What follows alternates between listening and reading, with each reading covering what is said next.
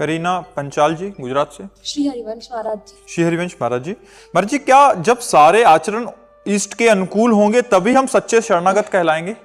आचरण अनुकूल तो होना ही चाहिए, लेकिन आचरण अनुकूल न हो भी और हृदय पूरा समर्पित हो तो सच्चे शरणागत कहलाएंगे। आचरण हो सकते हैं हमारे पूरे अनुकूल ना हो, जैसे हम प्रमाणित बात कह रहे हैं, जे ही अघ बधेऊ, बहुत ध्यान से सुनना तो आप इसका राशि समझ पाएंगे। जे ही अघ बधेऊ व्याध जिमि बाली, सोई सुकंठ पुनि कीन कुचाली। जिस अपराध के कारण भगवान ने व्याध की तरह बाली का वध किया, वही गलती सुग्रीव से हुई। सुग्रीव से भी वही गलती हुई, पर सपने हो राम नतिन तनहेरी। भगवान ने स्वप्न में भी उसे दोष नहीं वाला। क्यों? क्योंकि शरणागत हृदय समर्पित। अगर हमसे कोई छोटी मोटी गलती हो जाती है, कोई अपराध बन जाता है, कोई हमसे भोग विलासिता बन जाती है, हम हृदय से भगवान को समर्पित हैं, तो भगवान कृपा करते हैं, जानते हैं कि मेरी प्रबल माया की वशीभूत होकर इससे त्रुटि हो गई, उसे आगे बढ़ाते हैं। खास बात अपनापन है, खास बात प्यार है। ये चीजें सब ठीक हो जाएंगी। अगर अब इन चीजों के ठीक करके फिर प्रभु के होना चाहे तो कभी नहीं हो सकते, पक्की बात। प्रभु के होके इनको ठीक जल्दी किया जा सकता है। बिगड़ी जन्म अनेक की, अब ही सुधरे आज, होई राम को नाम जप तुलसी तज कुसुमान। अनेक जन्मों की बिगड़ी आज सुधर जाए यदि आज आप भगवान को अपना मान लो कि नाथ मैं आपका हूं, आपके सिवा कोई नहीं प्रभु, और मेरे में कोई ऐसे सद्गुण नहीं कि मैं दावा कर सकूं कि मेरा आप कल्याण कर दीजिए, लेकिन आपकी कृपा पर भरोसा है प्रभु। यदि आप कृपा कर दे तो सब ठीक हो जाएगा। और प्रभु के चरणों का आश्रय लेकर नाम जप करो तो सब अनुकूल आचरण धीरे धीरे हो जाएंगे। बकाया हम संपूर्ण अनुकूल आचरण कर सके इतनी हम में क्षमता नहीं। आप लोग देख लीजिए, हम कोशिश करते हैं कि सुधरे तो उसी से मन 10 गलतियां और करवा देता है। जब हम सुधरने की कोशिश करते तब वो हमें बिगाड़ने में लग जाता है। तो भगवान ही हमें सुधारे, भगवान ही हमें बचावे, भगवान ही हमें अपने चरणों का प्रेम दे। हम भगवान के आश्रित हो जाएं, उनका नाम जप करें, सब सुधर जाएगा। आप करते रहो, नाम जप करते रहो, धीरे धीरे सब ठीक हो जाएगा। जितेंद्र भारद्वाज जी अलीगढ़ से। राधे राधे। राधे राधे महाराज जी। महाराज जी, आप कह रहे हैं कि 15 वर्ष पूर्व आपने एक गुरुदेव से दीक्षा लिया था, इनकी और इनकी पत्नी ने, और शुरू के 5 वर्ष निरंतर गुरुदेव के दर्शन करते रहे। फिर एक बार गुरुदेव घर आए और उन्होंने कहा कि कुछ समय के लिए हम एकांत हो रहे हैं, तो हम खुद ही बुला लेंगे आपको जब होगा। तो महाराज जी कह रहे हैं कि अभी इनको पता तो है, पर पिछले 10 वर्ष से इसलिए नहीं गए कि गुरुदेव ने बोला था कि खुद बुला लेंगे। गिरिराज जी में विराज रहे हैं, गुरुदेव खुद से जाना चाहिए या गुरुदेव ने बोला था खुद बुला लेंगे? उसे उत्तम तो यही है कि गुरु की आज्ञा का पालन करते हुए खूब नाम जप करो और उनसे प्रार्थना करो कि बहुत समय हो गया, बुला लीजिए। अगर उन्होंने कहा था हम बुला लेंगे तो इंतजार करना चाहिए, बुला लेंगे। अगर यहाँ नहीं बुला लेंगे तो वहाँ बुला लेंगे, जहाँ वो जाएंगे तहाँ बुला लेंगे। इंतजार करना चाहिए। हमें तो यही लगता है गुरु आज्ञा पर स्थित रहना चाहिए। क्या हम लिखकर उनको पर्ची भेज के पूछ सकते हैं, आज्ञा मांग सकते हैं उनसे? कह रहे कि एक बार आज्ञा मांग सकते। हाँ बिल्कुल, उचित तो यही है कि किसी दूसरे को भेज करके अपना विनय पत्र पहुंचाइए कि हम आपके दर्शन के बिना बहुत जीवन हमारा अधूरा हो रहा है, हम सिर्फ आपकी आज्ञा का पालन करने के लिए रुके हुए, हमारे प्राण व्याकुल हैं, आप कृपा करो मैं एक बार श्री चरणों के दर्शन करूं। ऐसा आप विनय पत्र भेज सकते हैं बिल्कुल, और वो बराबर भेज सकते हैं। जब तक अनुमति न हो तब तक बराबर भेज सकते हैं, भेजना चाहिए। अतुल बिहार जी। श्री हरिवंश महाराज जी। महाराज जी, श्री जी का साक्षात्कार या वृंदावन का प्रेम रस वृंदावन या ब्रज के बाहर प्राप्त नहीं किया जा सकता? क्यों नहीं प्राप्त किया? भाई जी हनुमान प्रसाद जी तो गोरखपुर में प्राप्त कर लिए, गीता वाटिका में राधा बाबा। बहुत से ऐसे देश विदेश के प्रेमी भक्त हैं जो भगवान और वृंदावन का प्रेम वहीं से बैठे ही प्राप्त कर लिए। भजन में बड़ी ताकत है, भजन करो जहाँ भी हो वहीं से प्राप्त हो जाएगा। ब्रज के बाहर पाने के लिए क्या करना होगा? नाम जप। नाम में सब कुछ विराजमान है। नाम जप करो, वहीं वृंदावन प्रकट हो जाएगा, वहीं प्रिया प्रीतम प्रकट हो जाएंगे। जहाँ भी आप हो खूब नाम जप करो। कृपा करिए महाराज जी। अब आप बताओ हम क्या कृपा करें? बर्फी होती तो 100-200 ग्राम ला के दे सकते थे। कृपा में तो हम आपसे प्रार्थना कर सकते हैं कि आप खूब डट कर भजन कीजिए, भजन तो आपको करना पड़ेगा। हमारे हिस्से का आप कर लिया करें, ऐसा भाव होता है हमारा। अगर ऐसा होता तो हम सबके हिस्से का भजन करके सबको मोक्ष प्रदान कर देते, आपको सच्ची कहते हैं। पर ऐसा नहीं होता, खुद के खाए से पेट भरता है, जैसे हमारे खाने से इनका पेट भर जाएगा, इनको ऐसा लग रहा है। ऐसा नहीं है, आपको स्वयं भजन करना पड़ेगा, तभी बात बनेगी। जैसे खुद के खाने से पेट भरता है, ऐसे खुद के भजन करने से कल्याण। हाँ, संत महात्मा गुरुजनों की कृपा से हमारी भजन में रुचि बढ़ती है, हमारे गंदे आचरण छूटते हैं, हमारे अच्छे विचार बनते हैं, लेकिन बनेंगे हमारे ही ना, तभी हमें भगवत प्राप्ति होगी। ऐसा नहीं होता कि तुम गंदे आचरण करो, वो कृपा करके तुम्हें भगवान से मिला दे, ऐसा नहीं। जैसे देवर्षि नारद जी रत्नाकर नाम के डाकू से मिले, वो हिंसा करता था, पापाचरण करता था। तो पूरी कथा तो बहुत बड़ी, लेकिन हम सारांश में बताते हैं। फिर रत्नाकर ने पूछा मेरा कल्याण कैसे होगा? तो उनका राम राम जप करो। तो उनका मेरे से तो बोला भी नहीं जाएगा। तो बोले मरा मारने में बड़े प्रवीण, तो मरा बोल सकते हो? बोले हाँ बोलो बोलो, मरा मरा मरा, जब तक मैं ना हूं तब तक बोलते रहना। और शुरू हो गए, शरीर में दीमक लग गई, और जब लौट करके आए तो देखा सिद्ध महापुरुष के रूप में, वही ब्रह्म ऋषि कहलाए। तो जपना उनको पड़ा कि नहीं पड़ा? महर्षि को तो जपना पड़ा स्वयं। ऐसे हमें गुरु नाम दे देगा, मंत्र देगा, रास्ता बताएगा, कृपा करेगा, बल देगा, लेकिन जपना हमें पड़ेगा, तभी हमारा कल्याण होगा। महाराज जी, श्री जी से कहिए ना कि आपका स्वास्थ्य ठीक कर दें। नहीं, क्यों कर दें? हम उनकी गरज हो तो ठीक करें, नहीं तो हम उनके हैं, अभी बुला ले, अभी तैयार है। हम तो हम क्यों अपने लिए बात श्री जी से करें? श्री जी की गरज हो तो वो ठीक रखे, और श्री जी की गरज ना हो तो अभी बुला ले, हमको तो उनके पास जाना चाहिए। यहाँ रखो चाहे वहां रखो, यहाँ रख रहे तो आपके गीत गा रहे, वहां बुलाओगे तो आपके पास रहना है, आपकी सेवा में रहना है।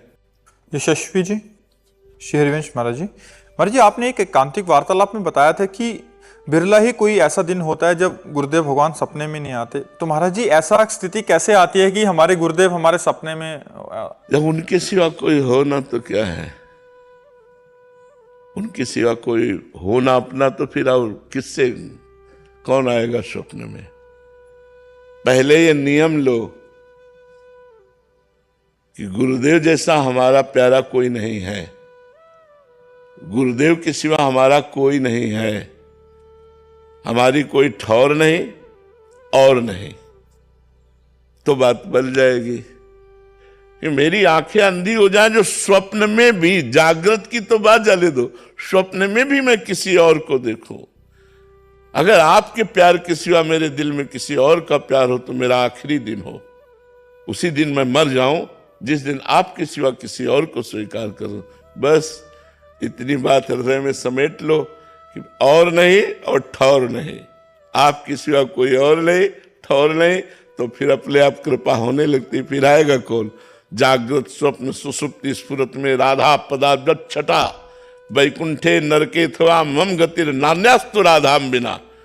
जब ये बात आ जाएगी ना, तो जागते सोते उठते बैठते राधा राधा, तो वही गुरु राधा है, राधा ही गुरु है, कोई दूसरा थोड़ी। वही परब्रह्म गुरु है, गुरु ही परब्रह्म है।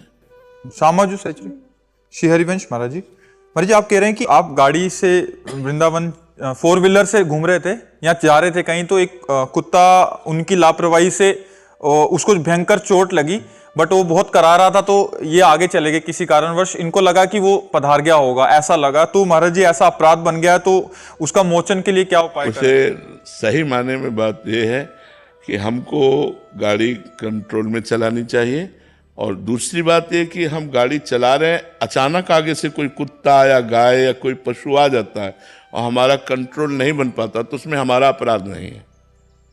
हम जैसे अब हाईवे पे आप गाड़ी चला रहे हैं, तो आपको तो पता नहीं है ना, अब उस समय गाड़ी को तुरंत ब्रेक नहीं मारा जा सकता, कंट्रोल नहीं किया जा सकता, उस परिस्थिति में तो दोष नहीं। लेकिन साइड में कुत्ता बैठा हुआ है और आप उसके ऊपर गाड़ी चढ़ा देते हैं, ये आपका अपराध बनता है। आपको गाड़ी से उतरना चाहिए, उसकी हालत देखनी चाहिए, उसको अस्पताल ले जाना चाहिए, पशु अस्पताल, और उसकी दवा करानी चाहिए। ऐसे नहीं छोड़ देना चाहिए, नहीं तो अपराध तो बन ही गया है। अभी गलती हो गई जो उसका मोचन कैसे करें माता? आगे से गलती ना हो और भगवान से प्रार्थना करो, सब पापों का मोचन भगवान के नाम संकीर्तन से, भगवान की कृपा से हो जाता है। लेकिन हमसे गलती ना हो, आप कार चढ़ा दो, कह दो पाप मोचन बताओ। आप समझो तुम्हारी आंखें हैं, तुम्हें सावधानी पूर्वक चलाना चाहिए। अगर ऐसी घटना घट जाती तो आप उतरिए, आप दयावान बनिए। उसका कोई नहीं है, उसको आप देखिए कि क्या उसकी हालत, उसका पैर टूट गया, उसका क्या पता लगाइए, यहाँ कोई पशु अस्पताल है क्या, आप उसको ले जाइए। तो आपका कर्तव्य बनता है, क्योंकि आपने उसका अंग भंग किया है। तो कम से कम वो जैसा हालत में हो, ऐसी परिस्थिति में औषधि आदि के द्वारा उसको। लोग ऐसा पशुओं के प्रति नहीं देखते, तो फिर तुम्हारे प्रति कौन देखेगा जब तुम्हारा एक्सीडेंट होगा? परिणाम तो आएगा ना, बस अपना स्वरूप लेकर के आएगा ना, और वो स्वभाव बन करके आएगा। 100 का स्वभाव मिलता है। अगर 1 रुपया दोगे तो 100 रुपया मिलेगा, और 1 चोरी करोगे तो 100 तुम्हारे जाएंगे। तो 1 पाप बना तो 100 बन करके वो आएगा, तो फिर तुम्हारी टांग टूटेगी कहीं ना कहीं। तो फिर और उस समय कोई तुम्हें अस्पताल नहीं ले जाएगा, ऐसी जगह टूटेगी। मान लो आप आराम से फुटपाथ में जा रहे हो, मारा धक्का, आपकी टांग टूट गई। अब आप कराओ, आप वैसे ही कष्ट भोगो, फिर जब कष्ट का निवारण हो जाएगा जितने घंटे में, फिर आप वहां अस्पताल पहुंच पाओगे। विश्वास मानिए, एक एक कर्म का फल आपको भोगना पड़ेगा। इसलिए बहुत डरो, कोई ऐसा कर्म न बन जाए। अगर कर्म बन जाए तो दयावान बनो, उस समय उसकी सहायता करो। वो पशु है, वो किसी से नहीं कर सकता, केवल रो सकता है। और जब वो रोएगा, परमात्मा सुनेगा, तो तुम्हारे लिए हिसाब तैयार हो जाएगा। ये पशु पक्षी मूक हैं, ये किसी से बोल नहीं सकते, लेकिन ये रो सकते हैं। और जब ये रोते हैं तो परमात्मा देखता है, फिर उसका हिसाब होगा। इसलिए हम सबसे कहते हैं, मांस मत खाओ, शराब मत पियो, गंदे आचरण मत करो। शराब पी के गाड़ी चलाओगे तो आप गलती कर बैठोगे, मांस खाओगे जीवों की हत्या होगी, आपको उसका दंड मिलेगा। लेकिन आज की समाज इतनी बहिर्मुख हो रही है, इतना सांसारिकता बढ़ रही कि सोच रहे हैं कि मांस के बिना हम पुष्ट ही नहीं हो सकते। ऐसी बात नहीं है। आप सात्विक भोजन पाओ और संयम से रहो तो आप स्वस्थ रहोगे, और लोक पर लोक आपका बन जाएगा। नहीं जीना कितने दिन यार, पाप करके क्यों मरो? लोगों का कथन है कि जितना जीना है मौज से जियो, और तुम वो मौज समझ रहे हो। मौत है वो मौज, तो है भगवान के चिंतन में, परोपकार करने में, दूसरों को सुख पहुंचाने में, जीवों को दया करने पे मौज है। आप देखो लोग इतने इतने धर्मात्मा होते हैं, चिड़िया चुगाते हैं, तो चीनी डालकर चींटियों को चुगाते हैं, पशु पक्षियों का पोषण कर, ये है। ऐसा थोड़ी कि पशुओं की हत्या करके उबाल के खा जाओ, ये मौज है तुम्हारी, ये मौत है तुम्हारी। समय आएगा तब तुम देख लेना। देख लो, बचपन से बाबा जी हैं, दूसरों के द्वारा दिया हुआ कष्ट सहा है, कभी किसी को मतलब कष्ट दिया नहीं है। तो आज हमें परिणाम पूर्व जन्म का, किस कर्म का फल मिला है। तो आप सोचो, आप लोगों के कर्म आपको क्या हिसाब दिखाएंगे समय आने पर। इसलिए बहुत होश में, कोई गलत कर्म ना बनने पावे, किसी जीव को दुख ना होने पावे, बहुत सावधानी पूर्वक चलो। महाराज गोपाल सहस्त्रनाम का पाठ किया था 3-4 गोपाल सहस्त्र नाम का पाठ किया था 3-4 दिन बाद। सबसे बड़ा परेशानी है कि आप गाड़ी से उतरी क्यों नहीं, आप उसको देखा क्यों नहीं। कुछ अपराध होते, जैसे अब रफ्तार से गाड़ी में होगा तो आप गोपाल सहस्त्र नाम पाठ कर लो, क्योंकि आपके कंट्रोल में कोई नहीं था। आप कंट्रोल में थी, आप उसे जान रही, दुख पा रहा, फिर आप नीचे नहीं उतर रहे, तो गोपाल सहस्त्र नाम पाठ करते हुए भी उसका दंड मिलेगा आपको। एक कुछ अपराध ऐसे होते हैं जो अनजाने में अपराध, जिससे गाय भी मर जाए। हम कह रहे हैं जिससे गाड़ी रफ्तार से चल रही, अब हाईवे पे या एक्सप्रेस जो बड़े बड़े रोड है, अब वो कंट्रोल नहीं कर सकता, वो अचानक भाग करके आई है और धक्का लगा मर गई। तो उस समय भगवान नाम कीर्तन आदि से वो बकाया वो माना नहीं जाएगा पाप, क्योंकि उस समय आपकी ना मानसिकता है कि आप उसे मारे, और ना आपके बस में कि आप गाड़ी रोक सके। लेकिन आप गाड़ी जाना कि वो पशु दुख युक्त हुआ और फिर भी आप छोड़ के चल दिए, ये प्रमाद स्थिति है। भगवान से प्रार्थना करो, वही क्षमा कर सकते हैं।